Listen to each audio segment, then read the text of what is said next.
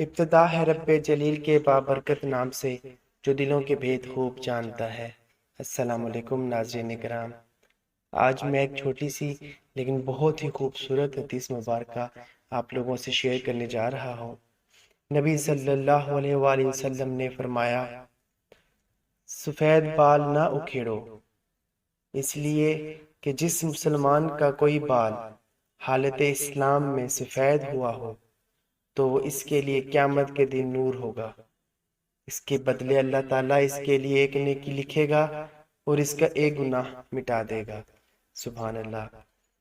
اسی طرح موطا مالک میں حدیث مبارکہ 1576 بیان کی گئی ہے، حضرت ابراہیم علیہ السلام نے سب سے پہلے سفید بال دیکھ کر کہا، اے رب یہ کیا ہے؟ اللہ تعالیٰ نے فرمایا، یہ وقار ہے۔ ابراہیم علیہ السلام نے فرمایا، اے رب مجھے زیادہ وقار دے۔ سبحان اللہ۔ آپ کو ہماری ویڈیو پسند آئے تو اسے لائک اور سبسکرائب ضرور کریں۔ شکریہ۔